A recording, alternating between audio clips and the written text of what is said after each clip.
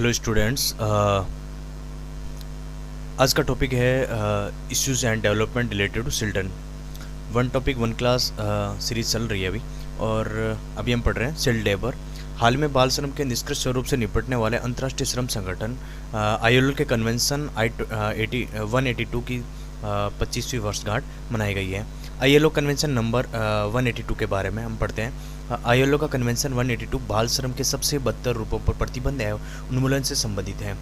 सार्वभौमिक रूप से अभिपुष्टि यानी सभी देशों द्वारा अनुसमर्थित वाला पहला ILO कन्वेंशन है।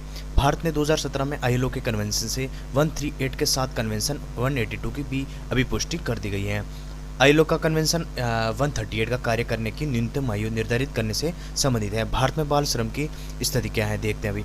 जनगणना 2011 के अनुसार भारत की 10.1 मिलियन बच्चे 15 से 14 वर्ष के कुल बाल जनसंख्या का 3.9% का या तो मुख्य श्रमिक या सीमांत श्रमिक के रूप में काम कर रहे हैं।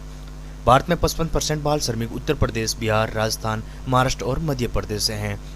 भारत में मुख्य रूप से कृषि, घरेलू उद्योग, सड़क किनारे के ढाबों आदि में बाल श्रमिक देखे जाते हैं। बाल श्रम रोकने के लिए सरकार द्वारा किए गए उपाय जैसे संवैधानिक प्रावधान, ये मौलिक अधिकार अनुच्छेद 24 ये किसी भी कारखाने, खादान या खतरनाक व्यवसाय में 14 वर्ष से कम आयु के बच्चों को काम पे रखने पर रोक लगाता है। राज्य की नीति के निर्देशक तत्व अनुच्छेद 39E राज्य ये सुनिश्चित करे कि पुरुष या महिलाएं काम करके स्वास्थ्य अक्षमता का तथा बच्चों की सुकुमार अवस्था का दुरुपयोग न हो। राज्य ये भी सुनिश्चित करे कि आर्थिक जरूरत से मजबूत होकर नागरिक को ऐसे रोजगार में न जाना पड़े जो उसकी आयु या क्षमता के लिए प्रतिकूल हो। कानूनी प्रावधान इसमें बाल श्रम निषेध विनियम संशोधन अधिनियम 2016 ये सभी प्रकार के व्यवसायों में 14 वर्ष से कम उम्र के बालकों और खतरनाक व्यवसायों में 14 से 18 वर्ष के किशोरों को काम पर रखने पर रोक लगाता है। इसमें कुछ अपवाद भी हैं जैसे परिवार उद्यम सहायता, ऑडियो वीडियो मनोरंजन उद्योग में कलाकारों के रूप में कार्य, खेल गतिविधियाँ, सर्कस को छोड़कर सभी। बाल श्रम को रोकने हेतु अंतर्राष्ट्रीय पहलें जैसे सतत विकास लक्ष्य 8.7 वर्ष 2025 तक बाल श्रम के सभी रूपों का उन्मूलन करने का लक्ष्य है। ILO का बाल श्रम उन्मूलन पर अंतर्राष्ट्रीय कार्यक्रम IPEC सभी प्रकार के बाल श्रम की रोकथाम और उन्मूलन बाल श्रम के सबसे बुरे रूपों पर कार्य को प्राथमिकता। संयुक्त राष्ट्र बाल अधिकार अधिनियम ये अभिसमय बच्चों को शोषण, खतरनाक कार्यों और शिक्षा के बाधा डालने वाले रोजगार से सुरक्षित रखने का प्रावधान करता है। ये सरकारों को रोजगार की न्यूनतम आयु निर्धारित करने और कार्य की उचित परिस्थितियों को सुनिश्चित करने के लिए बाध्य करता है। हेडक्वार्टर जेनेवा इसका है और स्विट्जरलैंड में जेनेवा। अंतर्राष्ट्रीय श्रम संगठन ILO उत्पत्ति 1919 में वर्षीय की संधि के तहत इस गठित किया गया था। ILO को इस विश्वास और प्रतिबिंबित करने के लिए गठित किया गया था कि सार्वजनिक और स्थायी शांति केवल तभी प्राप्त की जा सकती है जब ये सामाजिक न्याय पर आधारित हो। ILO 1946 में संयुक्त राष्ट्र की प्रथम विशेष एजेंसी बन गई है। परिषद इसकी संरचना त्रिपक्षीय है। ये सरकारों, नियोक्ताओं और श्रमिकों के एक मंच प्रदान करता है।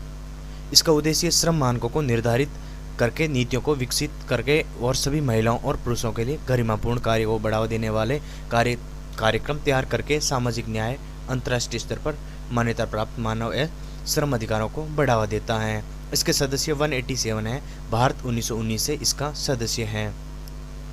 ILO को 1969 में नोबेल शांति पुरस्कार से सम्मानित किया गया था। इसका कार्यस्थल पर मौलिक सिद्धांतों और अधिकारों पर ILO घोषणा पत्र, इसमें 5 प्रमुख सिद्धांत शामिल हैं जिसमें संघ बनाने की स्वतंत्रता और सामूहिक सौदेबाजी के अधिकार को मान्यता, सभी प्रकार के बलात् श्रम या बंधुआ मजदूरी को उन्मूलन, बाल श्रम का प्रभावी उन्मूलन, रोजगार और व्यवसाय के संबंध में भेदभाव का उन्मूलन तथा सुरक्षित तथा स्वास्थ्य कार्य दर्शाएं। इसमें भारत और ILO 1947 में नई दिल्ली की प्रथम प्रीपेट्री एशियन रीजनल कॉन्फ्रेंस, द्वितीय ILO रीजनल कॉन्फ्रेंस संपन्न हुई। इसमें बाल श्रम अधिसमय 1930 संख्या 29, बाल श्रम उन्मूलन अधिसमय 1957 संख्या 105, सामान्य पारिश्रमिक अभिसमय 1951 संख्या 100, भेदभाव रोजगार और व्यवसाय अधिसमय 1958 संख्या 111, न्यूनतम आयु अधिसमय 1973 संख्या 138, बाल श्रम के सबसे निष्कृष्ट स्वरूप या अधिसमय 1999 संख्या 182, गैर असमर्थित अभिसमय, संघ बनाने की स्वतंत्रता और संगठित होने का अधिकार के संरक्षण पर अभिसमय 1948 संख्या 87 संगठित होने का अधिकार सामूहिक सौदेबाजी पर अधिसमय 1949 संख्या 98।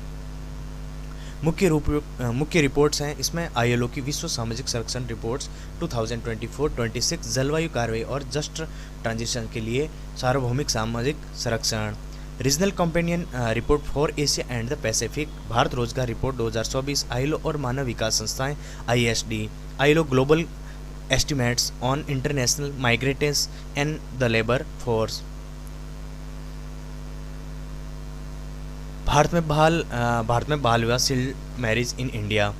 हाल ही में सुर्खियों में सुप्रीम कोर्ट ने गैर सरकारी संगठन society for enlightenments and voluntary action द्वारा दायर एक याचिका में बाल विवाह पर रोक लिए व्यापक दिशा निर्देश जारी किए। सुप्रीम कोर्ट ने माना कि बाल विवाह रोकथाम अधिनियम पीसीएमए 2006 को व्यक्तिगत कानूनों और परंपराओं से बाधित नहीं किया जा सकता। भारत में बाल विवाह की स्थिति है एनएफएसएस 5 के मुख्य बिंदु इसमें 2019 से 21 में 2020 से 24 वर्ष की आयु की महिलाओं की शादी 18 वर्ष की आयु से पहले हुई। 2006 में बाल विवाह का प्रचलन 47% था, जो 2019 से 21 में लगभग आधा होकर 23.3% हो गया है। 25 से 29 वर्ष की आयु के पुरुषों की शादी 21 वर्ष की आयु से पहले हुई, इसमें 17.7% है।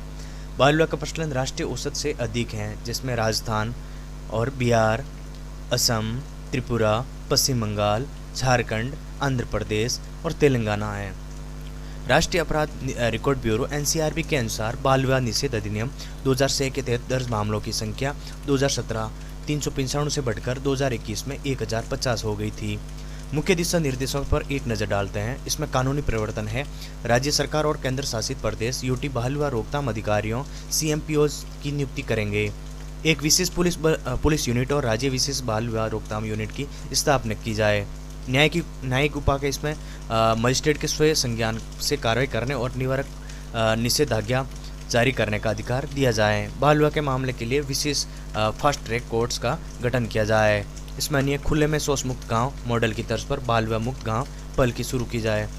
12वीं कक्षा तक स्कूल जाने वाले लड़कियों को प्रतिदिन उपस्थिति को ट्रैक करने के लिए प्रौद्योगिकी संचालित निगरानी प्रणाली की स्थापना की जाए।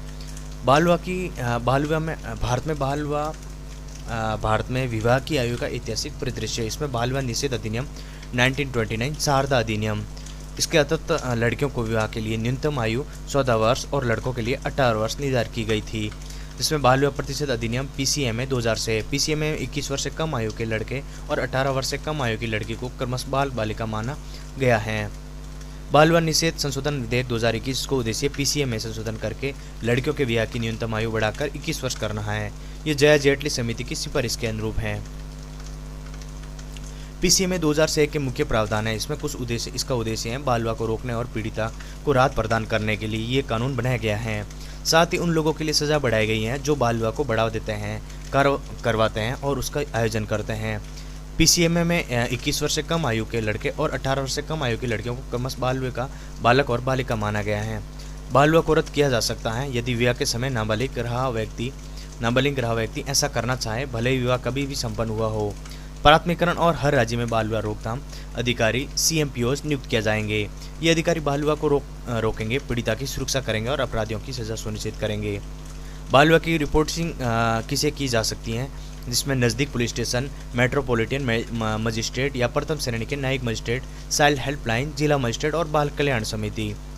निरस्त या रद्द करने के लिए याचिका। इसमें विवाह के सम्मिलित बच्चे वयस्क होने के 2 वर्ष के भीतर विवाह को रद्द करने की मांग की जा सकती है। विशेष परिस्थितियाँ जिनमें बाल विवाह को अदालत द्वारा रद्द और शून्य किया जा सकता है।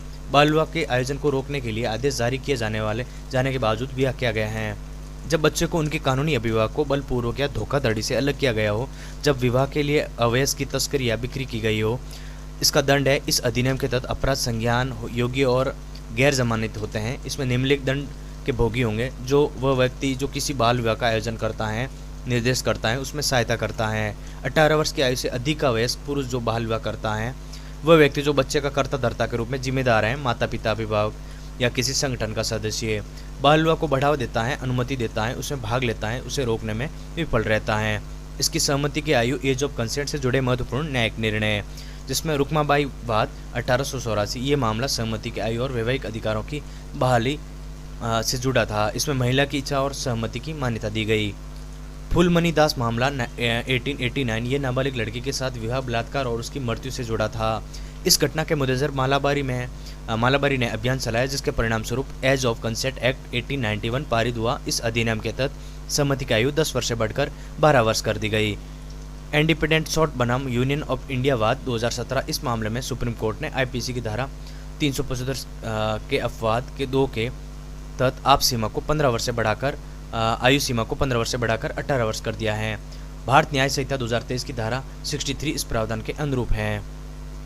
सरकार द्वारा उठाए गए कदम। किशोर न्याय बालकों को देखभाल और संरक्षण अधिनियम 2015, इन बच्चों को देखभाल और सुरक्षा के प्रावधान किए गए हैं जिनका विवाह की कानूनी उम्र होने से पहले ही विवाह करा दिया जाने का खतरा है। बेटी बचाओ बेटी पढ़ाओ योजना 2015, इसमें बालिकाओं और जन्म में उत्सव मनाने हैं। सुकन्या समृद्धि खातों को बालिकाओं के जन्म से जोड़ने और बाल विवाह को रोकने के घटक शामिल हैं। बाल विवाह को रोकने के लिए राष्ट्रीय कार्य योजना, ये एक व्यापक रूप है जिसका उद्देश्य लड़कियों को सहायता प्रदान करना और जिसके कम उम्र में विवाह होने का खतरा है। आपातकालीन आउटरीच सेवाएं, भारत और सरकार ने शॉर्ट कोड 1098 के साथ साइड लाइन की शुरुआत की है। ये बाल विवाह की रोकथाम सहित संकटग्रस्त बच्चों के लिए 24x7 टेलीफोन आपातकालीन आउटरीच सेवा है। हिमाचल प्रदेश विधानसभा में महिलाओं की विवाह की आयु 18 वर्ष से बढ़ाकर 21 वर्ष करने वाला विधेयक पारित किया है। किशोर न्याय अधिनियम ज्वेल जस्टिस एक्ट 2015 सुर्खियों में क्यों है? सुप्रीम कोर्ट ने कानून का उल्लंघन करने वाले बालक सीसीएल की ओर से माता पिता बनाम कर्नाटक राज्य मामले में एक निर्णय दिया है। इस मामले में किशोर न्याय अधिनियम 2015 जघन्य अपराधों से जुड़े कानून उल्लंघन करने वाले बालकों के प्रारंभिक मूल्यांकन संबंधी प्रावधान पर विचार किया गया है। सुप्रीम कोर्ट के निर्णय से जुड़े मुख्य बिंदुओं पर एक नजर डालते हैं। प्रारंभिक मूल्यांकन पर किशोर न्याय बोर्ड जेजीबी के आदेश के खिलाफ किशोर न्यायालय में अपील दायर की जाएगी, जहां भी ये न्यायालय मौजूद हो। साथ ही सुप्रीम कोर्ट ने ऐसी अपीलों की सुनवाई को प्राथमिकता देने के लिए 30 दिनों की समय सीमा निर्धारित की है। प्रारंभिक मूल्यांकन पूरा करने के लिए निर्धारित 3 महीनों की समय अवधि अनिवार्य नहीं है, बल्कि केवल निर्देश के रूप में है। किशोर न्याय बालकों की देखरेख के संरक्षण अधिनियम जेजे अधिनियम 2015 के बारे में इसमें कुछ बिंदु हैं। बालक की परिभाषा वह व्यक्ति जिसे 18 वर्ष की आयु पूरी नहीं की है। 2015 में इसमें एक नया प्रावधान शामिल किया है, जिसके तहत 16 से 18 वर्ष की आयु के बच्चों पर जघन्य अपराधों के मामले में वैस की तरफ मुक्त मसलाया जा सकता है।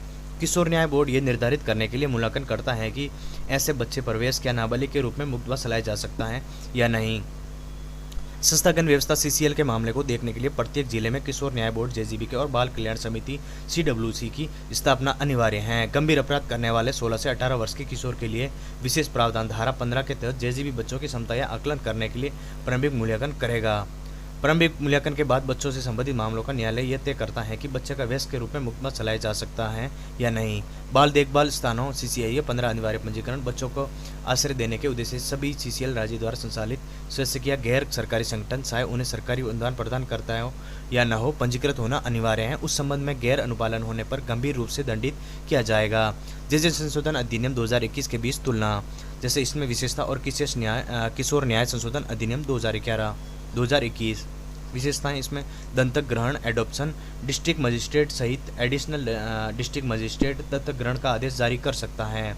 इसमें अपील, डीएम द्वारा पारित दत्तक ग्रहण के आदेश से सहमत कोई भी व्यक्ति ऐसे आदेश दिए जाने के 30 दिन के भीतर डिविजनल कमिश्नर के समक्ष अपील दायर कर सकता है। नामित न्यायालय डिजाइनेटेड कोर्ट, इसमें प्रावधान किया गया है कि अधिनियम के तहत सभी अपराध के लिए बाल न्यायालय में ट्रायल चला जाएगा। मॉडल फोस्टर केयर दिशा निर्देश, केंद्रीय महिला एवं बाल विकास मंत्रालय ने अपडेट मॉडल फोस्टर केयर दिशा निर्देश MFCG 2024 जारी किए हैं। इसमें दिशा निर्देश हैं कि ये दिशा निर्देश मॉडल फोस्टर केयर दिशा निर्देश 2016 की अगली कड़ी हैं। दिशा निर्देश किशोर न्याय बालिका देखभाल और संरक्षण जेजे अधिनियम 2015 तथा जेजेड मॉडल नियम 2016, दत्तक ग्रहण अधिनियम 2022 और मिशन वात्सल्य योजना के प्रावधान पर आधारित हैं। फोस्टर केयर के तहत किसी भी बच्चे का उसके जैविक परिवार की बजाय किसी अन्य परिवार के घरेलू परिवेश में पालन पोषण किया जाता है। पालन पोषण देखभाल फोस्टर केयर प्रदान करने वाले परिवारों को बाल कल्याण समिति द्वारा चयन और अनुमोदित किया जाता है। अपडेट मॉडल फोस्टर केयर दिशा निर्देश MFCG 2024 के मुख्य दिशा निर्देशों पर एक नज़र डालते हैं। फोस्टर केयर के लिए पात्र बच्चे बाल देखभाल संस्थान और समुदाय में रहने वाले 6 वर्ष से अधिक आयु के बच्चे, जिनमें हार्ड टू प्लेस बच्चे भी शामिल हैं, विशेष आवश्यकता वाले बच्चे और अयोग्य अभिभावक वाले बच्चे। फोस्टर केयर करने वाले पात्रता, ऐसा कोई भी व्यक्ति चाहे वो विवाहित हो या अविवाहित चाहे उनका अपना जैविक पुत्र या पुत्री हो या न हो। ज्ञातव्य है कि एमएफसीजी 2016 में केवल विवाहित दंपति की पात्र थे। सिंगल महिला लड़के या लड़की दोनों में से किसी एक को भी गोद ले सकती हैं, उसकी फोस्टर केयर कर सकते हैं। इसके विपरीत सिंगल पुरुष केवल लड़के को ही गोद ले सकता है या उसकी फोस्टर केयर कर सकते हैं। दंपति का 2 वर्ष का स्थिर वैवाहिक संबंध होना चाहिए। फोस्टर एडॉप्शन के तहत दत्तक ग्रहण फोस्टर केयर करने वाले माता पिता जिसे बच्चे की पिछले 2 साल से फोस्टर केयर कर रहे हैं, वे उसी बच्चे के गोद भी ले सकते हैं। एमएफसीजी 2016 में उसी बच्चे को गोद लेने के लिए फोस्टर केयर की अवधि 5 साल थी। भारत में दत्तक ग्रहण चाइल्ड एडॉप्शन के लिए फ्रेमवर्क कुछ इस प्रकार हैं। केंद्रीय दत्तक ग्रहण संसाधन प्राधिकरण CARA भारतीय बच्चों को देश में ही उन्हें किसी अन्य देश के व्यक्ति द्वारा गोद लेने की प्रक्रिया की निगरानी और विनियमन करने के लिए एक संवैधानिक संस्था CARA केंद्रीय महिला एवं बाल विकास मंत्रालय तथा वैधानिक निकाय है। उसे JJ अधिनियम 2015 के तहत स्थापित किया गया है। CARA मुख्य रूप से अपनी संबद्ध मान्य प्राप्त दत्तक ग्रहण एजेंसियों के माध्यम से अनाथ परित्यक्तों और सौंप दिए गए हैं बच्चों को दत्तक ग्रहण की व्यवस्था करता है।